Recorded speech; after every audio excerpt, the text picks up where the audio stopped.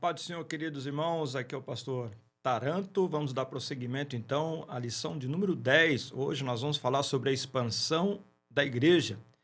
Na aula passada nós falamos sobre uma igreja que se arrisca o preço de se seguir os mandamentos do Senhor, de cumprir a missão.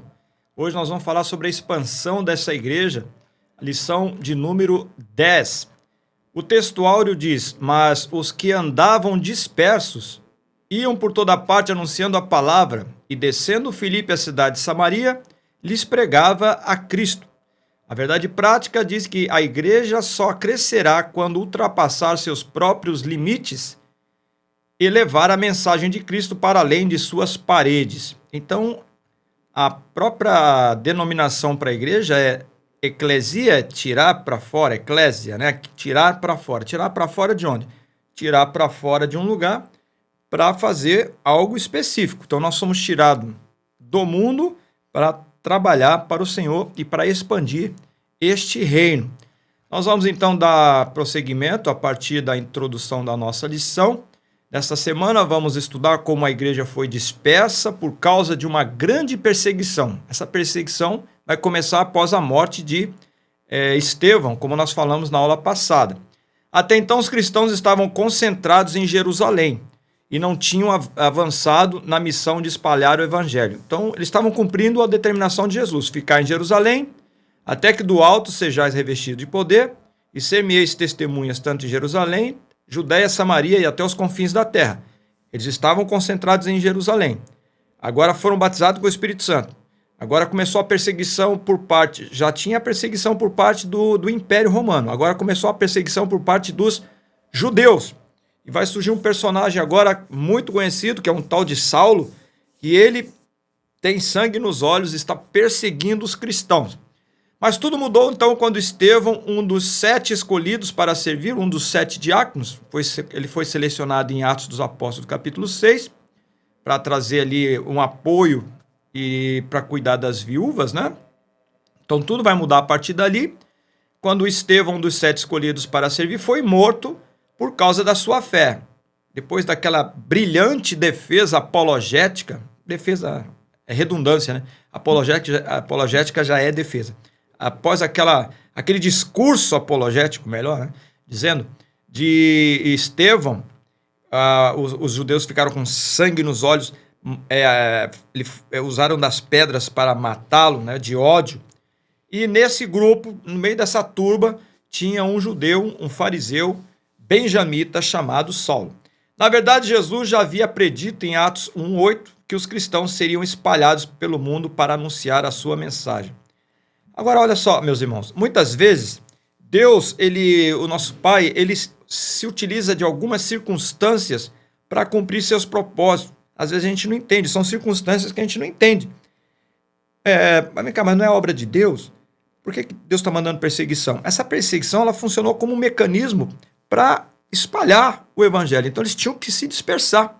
Então, tanto é que uns 20, 30 anos depois da morte e ressurreição de Jesus, não sei se você sabia, mas o norte da África foi um dos locais que mais se desenvolveram a igreja, o norte da África, onde hoje é a Líbia, ali próximo do Marrocos, né? O Egito mesmo, na própria cidade de Alexandria, já era um centro filosófico e teológico muito forte, e cultural e científico para a época, desde tempos da época do Alexandre o Grande, foi ele que fundou essa cidade, né? Fundou ali também a grande biblioteca de Alexandria. Então, para lá fluíam grandes filósofos, como Filon de Alexandria, um dos maiores filósofos judeus, né? E também muitos cristãos foram para lá. O próprio Filon de Alexandria, ele morreu lá pelo ano 50, mas entre os anos 40, 45, por ali, ele percebeu que tinham alguns cristãos que estavam chegando na Alexandria, só que os cristãos não eram chamados de cristãos ainda. Ele percebeu que eram pessoas do bem, pessoas que cuidavam das outras, que oravam pelos enfermos, que cuidavam dos necessitados. E ele, como filósofo e judeu, ele ficou tocado com aquilo. E ele percebeu também que eles jejuavam 2, 3, 4 vezes todas as semanas, né? De 4 dias na semana. Isso está registrado lá no livro História Eclesiástica de Eusébio de Cesareia. Ele faz menção do Fílon de Alexandria. E ele, como eles não eram chamados de cristãos, o Fílon os chamou de terapeutas. Chegou aqui, tem chegado por aqui no Egito, aqui na Alexandria, por esses tempos, um grupo de pessoas piedosas. Piedosas significa pessoas do bem, que cuidam dos necessitados, dão comida para quem precisa, cuidam dos feridos, dos enfermos, oram pelos necessitados, e também eles jejuam 3 vezes por semana, 3, 4, 5 dias por semana, e eles ficam mais tempo sem comer do que comendo. Ele mesmo faz esse relato. Só que ele não chama de cristãos, ele chama de terapeutas, porque a palavra terapia é curar, né? Então, como eles oravam e as pessoas eram curadas, eles eram chamados de terapeutas. Então, é uma curiosidade. Está lá no livro de Eusébio de Cesareia, a História Eclesiástica. Você pode procurar lá. Então, muitas vezes Deus usa circunstâncias que nós não entendemos para cumprir os seus propósitos. O tópico 1 diz que a igreja, diante da perseguição, embora perseguida, não fragmentada, por conta da perseguição que foi movida contra Estevão, o evangelista enfatiza que os cristãos foram dispersos pelas terras da Judéia e de Samaria, exceto os apóstolos. Os apóstolos permaneceram. Mas por que os apóstolos permaneceram e os outros irmãos saíram de lá? Porque tinha gente que precisava de apoio ali em Jerusalém, eles não podiam sair de lá. Os capítulos 4 e 5 de Atos registram a perseguição focada mais sobre os apóstolos. Então você vai ver lá, líderes das igrejas, né? Eles eram os líderes. E o fato de eles não terem se dispersado como fizeram os demais crentes, não significa que eles também não foram perseguidos. Então eles ficaram porque a igreja lá precisava da ajuda deles. A igreja em luto. A narrativa de Lucas destaca que uns varões piedosos foram enterrar Estevão e fizeram sobre ele grande pranto.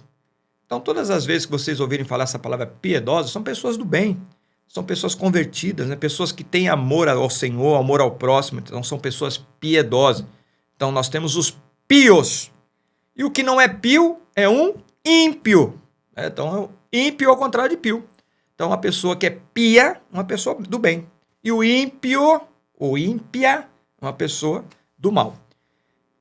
Aqui ainda diz, um dos varões piedosos, a palavra cofetos, traduzida aqui como pranto, significa também choro, lamentação e luto. Então, eram os irmãos do bem que estavam chorando, estavam fazendo grande pranto, eles estavam comovidos com a morte de Estevão. Pessoas queridas, né? Subtópico 3 do tópico 1.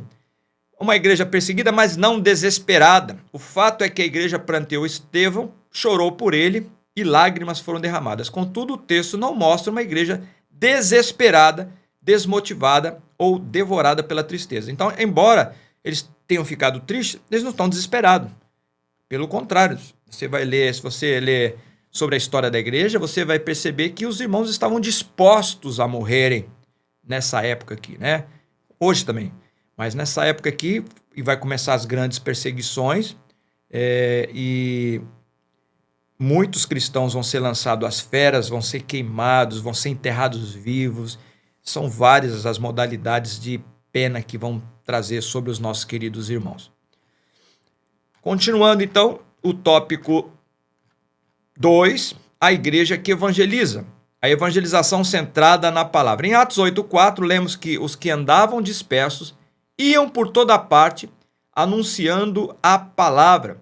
Esse versículo mostra que a igreja primitiva era movida pelo poder do Espírito Santo, ou seja, ela era cheia da presença do Espírito Santo, cheia da presença divina. Então, hoje em dia ainda, as pessoas do mundo que não conhecem a Cristo, elas querem ver uma igreja cheia do Espírito. Muitas vezes nós cobramos, por que a nossa igreja poderia ter mais batismo com o Espírito Santo, poderia ter mais conversões, poderia ter mais manifestações dos dons espirituais, mas essa mudança tem que começar em mim. Eu não posso cobrar essa mudança dos outros se essa mudança não começar em mim, em você. Então nós temos que ser a origem. E você pode perceber, os movimentos de renovação, vamos dizer assim, os movimentos de avivamento que teve na palavra de Deus ou na história da igreja, sempre começou a partir de um homem. Sempre a partir de alguém que começou e quis o movimento, e esse movimento começou. A evangelização era centrada na palavra, né? Os que andavam dispersos iam por toda parte anunciando a palavra. Então, esse versículo mostra que a igreja primitiva era movida pelo poder do Espírito Santo. Mas, além disso, a igreja de Jerusalém também era focada na palavra de Deus. Então, é aquele balanço. Não adianta a igreja buscar só a manifestação espiritual. A igreja também tem que buscar a palavra para ter um equilíbrio. Muita palavra e pouco espírito, nós nos tornamos legalistas. Muito espírito e pouca palavra, aí vem o fanatismo. Então, nós temos que estar equilibrado. Palavra com manifestação espiritual. Aí é bênção pura. A igreja primitiva operava sob o Espírito Santo e era, portanto, firmada na palavra de Deus. Então, uma vez que você estuda a palavra, você aplica a palavra de Deus na manifestação da pregação da palavra, na utilização dos dons, porque até para utilizar os dons, eu tenho que conhecer a palavra. Tem que saber, quando estão falando, profetizando, 2 ou 3 no máximo, o apóstolo Paulo ensinou isso. Os outros fiquem calados. Se alguém estiver pregando a palavra, a profecia já está sendo dada. Se alguém tem alguma coisa a dizer, aguarda. Nem toda profecia é para ser falada em público. De repente, você chama a pessoa em particular e fala com ela. De repente é algo grave, vai expor a pessoa. Então, isso tem recomendação na Bíblia. A Bíblia tem um manual de como utilizar os dons espirituais. Atos dos Apóstolos, primeira Epístola aos Coríntios, capítulo 12, 13, o 14 também fala alguma coisa, né? A respeito. Evangelização centrada em Cristo. Então, a evangelização da igreja era centrada em Cristo. Filipe, um dos 7 escolhidos para servir na igreja, também foi disperso e, ao chegar em Samaria, lhes pregava a Cristo. Como já vimos, um ministério bem-sucedido precisa ser fiel à palavra de Deus, mas também deve ser totalmente centrado em Jesus. Filipe não pregava ideias da moda, Filipe não pregava aquilo que estava na cabeça dele, mas ele pregava a mensagem da cruz. Lembra-se lá nesse próprio capítulo 8 aqui de Atos, nós vamos ver lá que tem o mordomo de Candace, está lendo em voz alta o texto lá de Isaías, capítulo 53. Filipe, o Espírito Santo de Deus impulsiona Filipe para que ele chegue próximo da carroça lá do rapaz. Ele está lendo e o Filipe pergunta, você está entendendo o que você está lendo? E ele diz assim, olha, como é que eu vou entender se alguém não me explicar? Ele está falando dele mesmo, de Isaías, né? Ou de alguém? Aí ele falou, posso subir aí para te explicar? Aí Filipe sobe e faz lá um seminário com ele ali, não sei quanto tempo ele ficou sentado do lado do rapaz. Eu sei que foi o suficiente para ele entender a palavra e se batizar. Logo, logo tinha uma poça com água lá. E ele falou assim, olha, eu estou vendo uma poça d'água ali, um lago, não sei. O que impede de eu ser batizado? Nada, se você crer de todo o seu coração, sim, eu creio. Batizou ele em nome do Pai, do Filho e do Espírito Santo. E o rapaz agora leva lá, o mordomo leva o evangelho para a Etiópia. Que coisa linda, né? Então, qualquer pregação que não tem cruz como base se torna vazia. Até um sermão que alguém prega na tua igreja lá, se eu estiver pregando aqui na sede ou qualquer outra igreja, se durante o sermão eu não falar da cruz de Cristo, esse sermão não foi cristocêntrico. Eu posso falar de qualquer coisa, mas se eu não falar da cruz, o sermão não é eficaz. Toda mensagem que a gente prega tem que passar pela cruz. De alguma forma, quem está ouvindo a palavra tem que ser confrontado. Se não falar de cruz, não foi sermão bíblico. Então, tome cuidado, você que é professor, ensine isso lá na tua igreja, para os obreiros. Quando preparar um sermão, termine esse sermão falando da cruz, que a pessoa é um pecador que precisa se arrepender dos seus pecados. Sem arrependimento, ninguém será salvo. E fala que Jesus morreu na cruz para a remissão dos pecados. Senão, não será um sermão eficaz. Então, qualquer pregação que não tenha a cruz como base se torna vazia.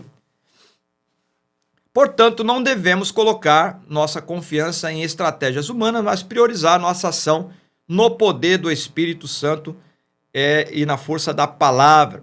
O tópico 3, a igreja que dá suporte à evangelização. Então, a igreja de Jerusalém, ela dava suporte à evangelização. No livro de Atos, lemos que os apóstolos, pois, que estavam em Jerusalém, ouvindo que Samaria recebera a palavra de Deus, enviaram para lá Pedro e João. Então, Filipe pregou lá, né? Filipe pregou lá em Samaria, e agora eles estão vendo que houve aceitação do evangelho lá em Samaria. Agora, os apóstolos que estavam lá em Jerusalém, eles mandaram recurso lá mandaram pessoas para darem prosseguimento, né? Agora eles enviaram para lá Pedro e João. Pedro e João vão para lá para acabar de ensinar e batizar, quem sabe, as pessoas nas águas. Essa passagem mostra que a igreja de Jerusalém dava suporte e completo apoio ao trabalho que era feito fora de seus muros. Então, a igreja, seguindo os exemplos da igreja de Jerusalém, não é a igreja que só convoca, mas ela também apoia, ela dá suporte. Quando a igreja começou a sair fora dos seus portões, os apóstolos procuraram dar apoio e suporte ao trabalho evangelístico e missionário. Então não basta mandar missionários, é necessário dar-lhes suporte na missão que realizam. Então, o missionário que está no campo, ele tem que saber que ele tem que sentir que está sendo apoiado. Não, tem alguém segurando a corda do outro lado. Também a igreja de Jerusalém é a igreja que discipula. Lucas mostra que os apóstolos, tendo ido a Samaria, oraram por eles para que recebessem o Espírito Santo. Atos 8,15. Esse texto mostra que, além do apoio dado ao ministério de Filipe, o trabalho de discipulado da igreja também é necessário, né? Então, além de um foi pregar e o outro foi fazer o discipulado. O discipulado é ensinar, doutrinar os irmãos que aceitaram a Jesus. Fazia parte da doutrina dos apóstolos o ensino, e esse ensino envolvia assuntos sobre a conversão, o batismo nas águas, capacitação do Espírito, enfim. O texto bíblico diz que as pessoas aceitaram a palavra de Deus, isto é, se converteram e foram batizadas nas águas. Contudo, por uma razão não especificada, aqueles crentes não haviam recebido o Espírito Santo.